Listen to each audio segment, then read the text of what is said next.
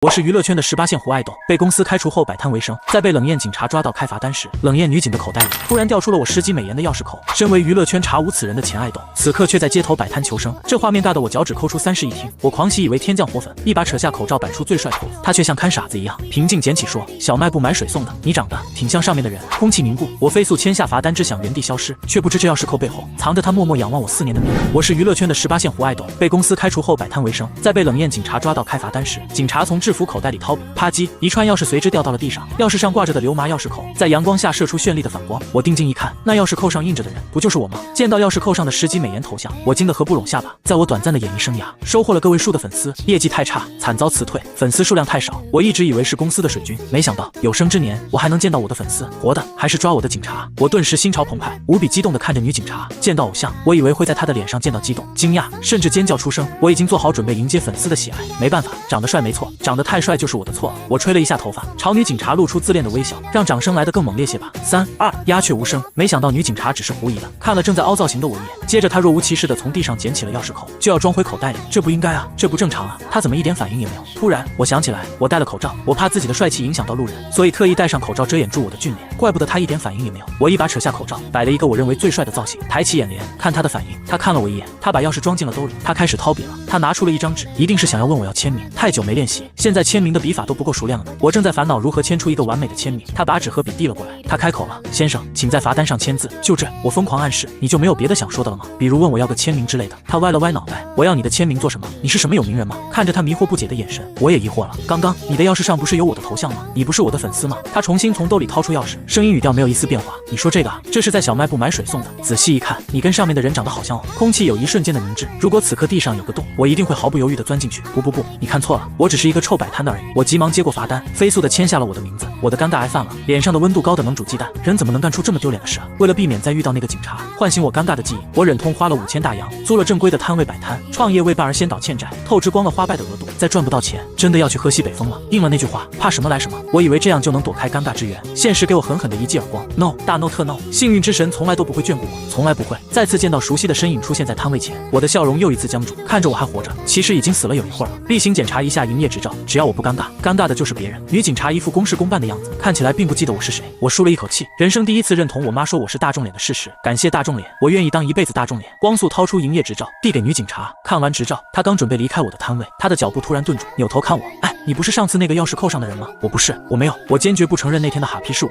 我笑而不语，装傻。她却当我默认：“你是临江吧？”我不是，不好意思，认错人了。你跟我妹妹喜欢的那个明星长得很像。她歉意一笑，就要离开。我惊讶，眼里死去的火苗再次燃烧。我又支棱起来了，我就说：“我肯定是有粉丝的，活的。”我赶紧喊住她：“我是临江。”本来想要低调一点，但既然你妹妹是我的粉丝，那我就不装了。没错，我就是那个明星临江。她回到摊位，脸上露出喜色：“太好了，你可以帮我妹妹签个名吗？上次见到你之后，她就让我一定要帮她要个签名。”没问题。我捋了一下刘海，接过她递过来的本子，签上一个潇洒的签名。还是那么潇洒飘逸，多年没签，手法依然不减当年啊。她接过本子，脸颊红扑扑的。上次见面时我没认出来，你果然是有名人啊。我妹妹说你的粉丝会有9个人呢，比我们科室的人多出3个呢。我怀疑她在阴阳我，并且我有证据。晚上回到出租屋，数着1万的账户余额，老妈的信息弹了出来：“臭小子，你王姨给你介绍了一个对象，也在市工作，我把你的微信给他了，一会儿人家加你，别忘了通过啊。”本来平躺着的我一个鲤鱼打挺，翻身坐起，看着信息，我的头都大了。自从我来到市工作，7大姑8大姨加上9个舅舅，每个人都给我介绍过相亲对象。之前还想就差王姨了，我就不该想。这时一个验证消息弹出，我看着那个名为无欲无求，头像是盛开荷花的老年人头像，这次的不会又是个年过36的事业有成女青年吧？思索着，犹豫着，我迟迟没有点同意的按钮，还想再犹豫一会，老妈的电话响起：“你王姨说姑娘自己加你了，你怎么还没通过人家好友啊？”别催了，加了。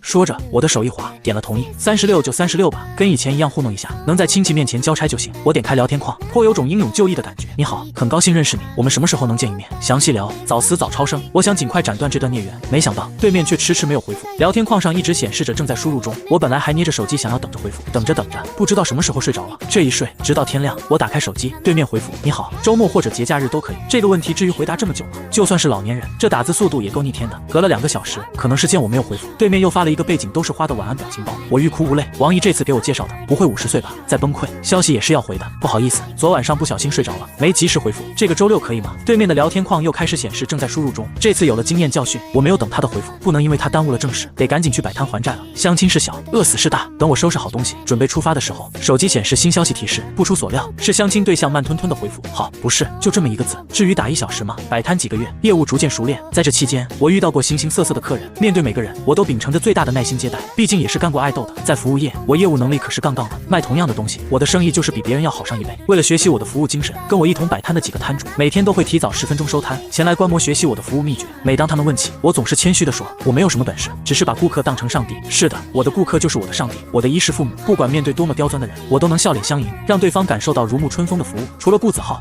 我们的大明星现在开始摆摊了，让你那9个粉丝知道会心疼的吧？出道5年，归来仍是素人，说的就是你吧，哈哈。顾子浩尖酸的语气让我的笑容僵在嘴角。我一般不会轻易对客人生气，除非他的名字叫顾子浩。顾子浩是我的大学学长，也是我演艺道路的引路人。那时候还是毛头小子的我，对大学时随便选的专业并不感兴趣，凭着对音乐的一腔热情，跟随着顾子浩一头扎进了演艺圈。顾子浩把公司描绘成音乐人的耶路撒冷，因为对顾子浩的信任，我没有多想，就签订了像是卖身契一样的不平等条约。刚入圈的几年，我一直觉得顾子浩是我的贵人，直到我将要被辞退，顾子浩彻底露出他的冰冷獠牙。明明是公司辞退我，但违约的也是我，我把赚到的所有钱都拿来偿还高额的违约金。一穷二白之际，我想去寻求顾子浩的帮助，他却一改往日的善解人意，对我啐了一口唾沫，还以为你多有才华，引荐了你来公司，是我瞎了眼。落水狗就夹着尾巴乖乖回家吧，别出来丢人现眼了。他那时高高在上，瞧不起人的眼神跟现在重合。见我没有反应，他动手把我的小摊掀翻，所有的原材料滚落一地，我彻底绷不住了，气血上涌。我的拳头刚要出击，顾子浩已被一个利落的过肩摔倒在地，女警察钳住他的手臂，聚众闹事，跟我走一趟吧。他回头看向我，眼眸发亮。临江，虽然你的粉丝不多，但无论何时，大家都在支持着你。虽然你现在退圈了，但在我们心里，你还是那个大明星。我讶然地看向他，他这话说的怎么好像他是我的粉丝一样？察觉到我的疑惑，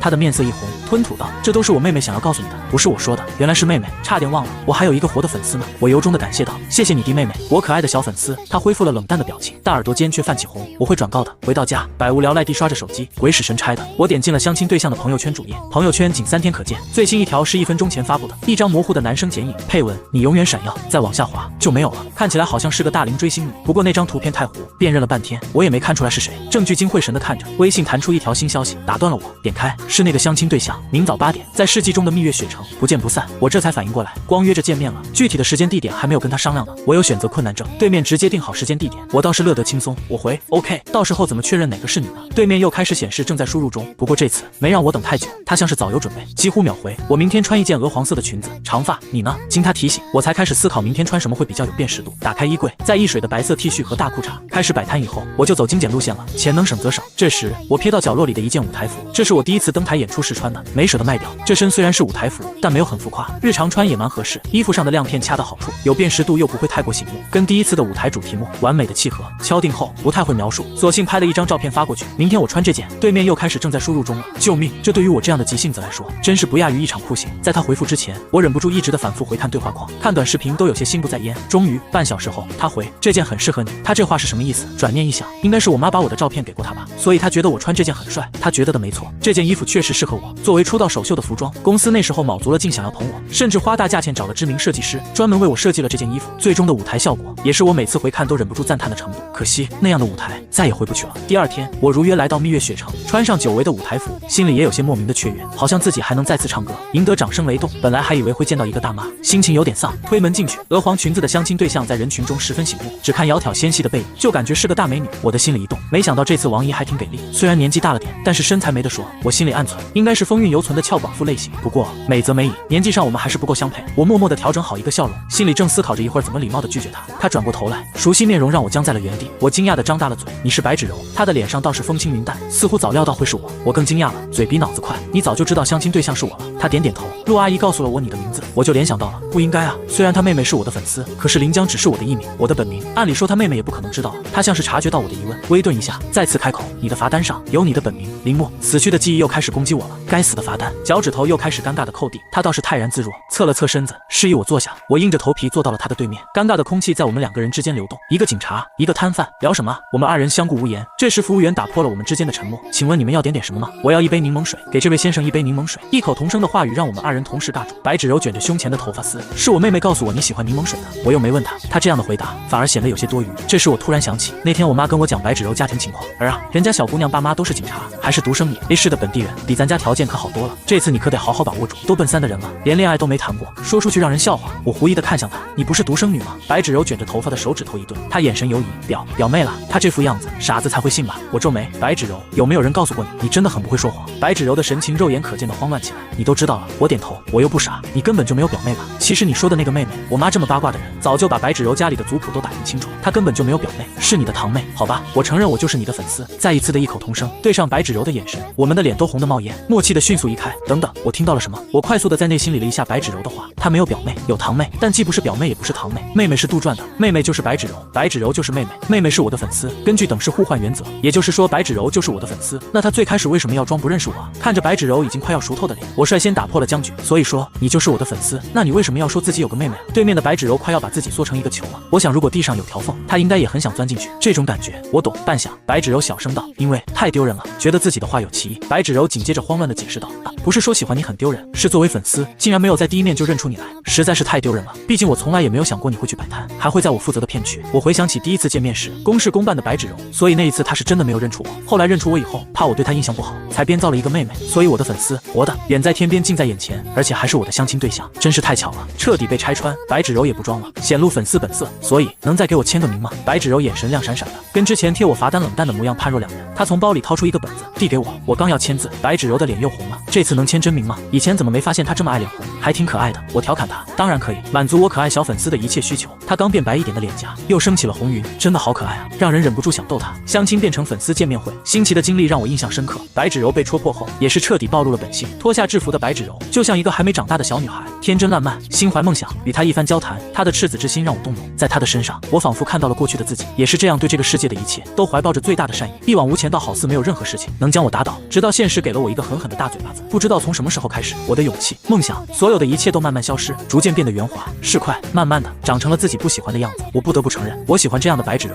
相亲这么多次，白芷柔是第一个让我觉得心动的女孩。我想这一次，我可以试一下完成老妈的愿望，也让她在亲戚面前能抬得起头来。所以，当我和白芷柔的柠檬水都见底，相亲即将结束的时候，我笑着看向白芷柔，白芷柔，跟我交往吧。我用的是肯定句，而不是疑问句，因为我十分自信，白芷柔是我的粉丝，自然是喜欢我的，她又怎么会拒绝呢？可是我没想到，白芷柔咬了咬嘴唇，说道，对不起，林墨老师，请允许我拒绝。她的表情看起来很纠结隐忍。说完话，她像是怕自己反悔，拿起包跟我匆匆道别就离开了，几乎落荒而逃。我一时怔住，没想到我的第一次恋爱还没开始就结束了。我绞尽脑汁也想不通白芷柔拒绝的理由，可她偏偏就是拒绝了。晚上回去，她更新了朋友圈，幸运的一天，我越发迷茫了。女人心海底针，白芷柔到底是什么意思？我想等着白芷柔再次来例行巡查的时候，好好问问她。但那之后很长时间，我都没有再见过白芷柔。例行检查我们摊位的警察换了另一个人，他说白芷柔主动申请调到别的片去了。听到这个消息，我怅然若失。就在我以为我们从此以后不会再有交集的时候，老妈又打电话过来，上次相亲那个小白，他妈妈对你很满意，要邀请你去家里吃饭，穿的精神点，今晚上去华阳小区5单元8号，别忘了。我刚想开口回绝，老妈的电话就挂断了，我再打回去，她死活不接，这不是逼着我去吗？我甚至都没有拒绝的权利，我只能硬着头皮，穿着唯一能拿得出手的那套舞台服，敲响了白芷柔家的门。打开门，白芷柔见到我，明显一愣，林墨，你怎么来了？我尴尬的挠头，你妈妈邀请的。她扭头朝她妈嗔道，妈，你怎么不说今晚来的是林墨，我好做点准备啊？她妈妈笑眯眯，妈妈这不是给你一个惊喜吗？小林，快进来坐，你跟芷柔先聊会天，我去做饭。说着，白芷柔的妈妈围上围裙就去了厨房，只留下我和白芷柔站在客厅，面面相觑。她伸出手接过我手上拿的水果，去我房间吧。我嗯了一声，抬脚跟上，没有我想象中追星的各种海报、明信片、花花绿绿的墙纸。白芷柔的房间布局很简单，简单到有些老派，不太像她这个年纪该有的样子。联想到她的微信头像，好像一切都说得通了。坐下后，她说去切点水果，独自坐在床边。我忍不住打量了一下她的房间，一眼就看到了她床边的钥匙，上面的钥匙扣还是我的流麻相片。除此之外，在她的房间就看不到我的任何周边产品了。我突然感觉白芷柔拒绝我，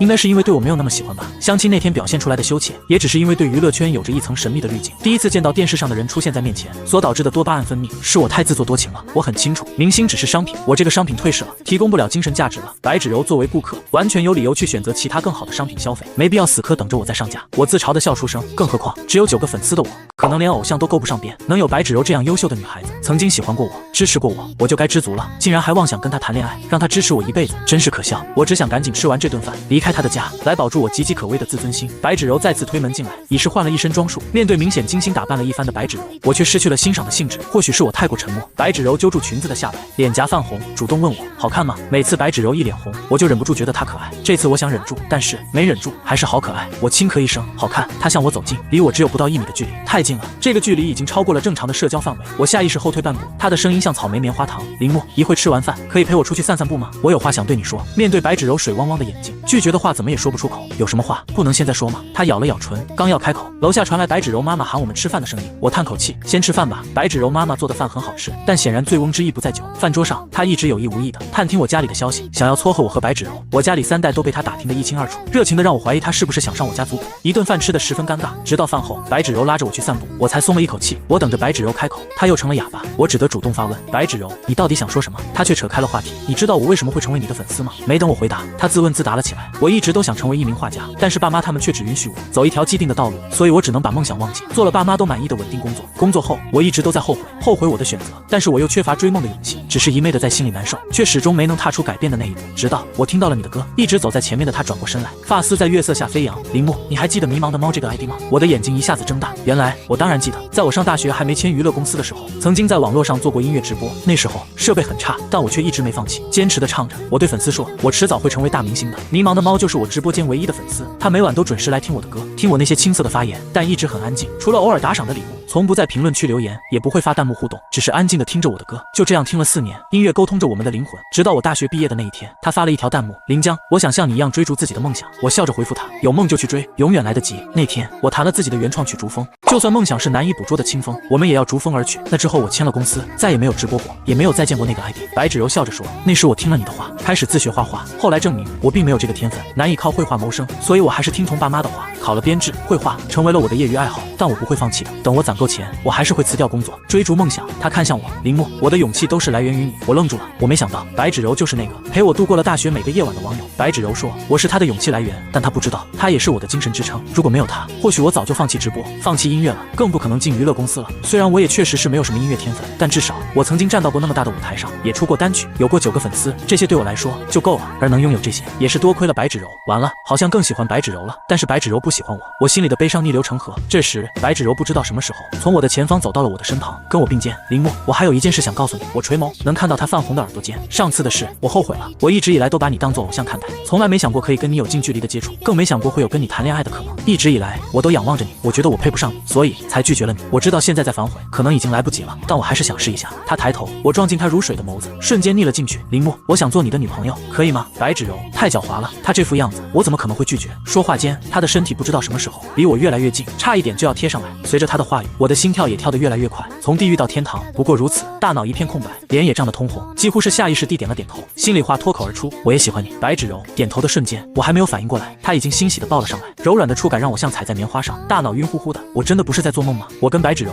交往了半晌，我才有再次踩到实地的感觉。我的手缓缓攀上，回抱住她，她的头发蹭了蹭我的脖子，毛茸茸的，像个小猫，真可爱。她埋进我的怀里，声音闷闷的：铃木，你能再唱一次《逐风》吗？我搂住她，轻轻开口，追着风的方向，把梦都点燃，在悬崖边与太阳交换答案。心跳是永不降落的螺旋，撞碎黑夜的人最先看见蔚蓝。歌与月光，谱写成爱的罗曼曲。今夜，我仿佛又站到了万众瞩目的舞台上，我的身边是我唯一的观众，但他心里的掌声像潮水一样传进我的耳朵里。白芷柔又一次点燃了我内心的梦想。唱完这首歌，我拉住她的手，我想再试一次，靠唱歌为生。她的神情像月光一样温柔，你想做什么，我都支持你。跟白芷柔交往后，我卖掉了摆摊的工具，恰好还上了花败的余额。虽然找工作四处碰壁，但还是遇到了好心人。最后我得到了一份酒吧驻场的工作，而白芷柔也在我的鼓励下，开始把她的画作发到网络平台上，也积累了一些喜欢她的粉丝。我们的生活和梦想都在稳步前进。后来，白芷柔辞去了工作，开了自己的个人画室。因为没有专业科学的学习，她的画有着淳朴的灵气，她独特的风格吸引了很多喜欢她的人，也接到了越来越多的商单，逐渐做大做强。而我也被星探挖走，又一次进了娱乐公司。这一次，我没有迷失自己的方向，成为公司的傀儡。我专注于音乐和作曲，让自己成为一个音乐人，而不是唱跳爱豆偶像。原创的歌曲不多，但都精心打磨，每一首都有不错的传唱度。我在业内也逐渐积累了名气。我们曾经以为自己没有天分，而产生畏难的情绪，但世界上又哪有那么多的天才呢？只要努力，普通人也能在梦想的追逐之路上开出属于自己的花，哪怕只是小小的地丁，也能为大地增添色彩。事业逐步稳定后，在一次聚会上再次见到了顾子浩，他已经被前公司开除，因为没有一技之长，只能在宴会厅当清洁工。那时我才知道，当时进的公司是个皮包公司，现在早已倒闭。以前顾子浩在公司的地位也都是靠着溜须拍马得来的，离开了被拍的马屁，他什么都不是。见到我，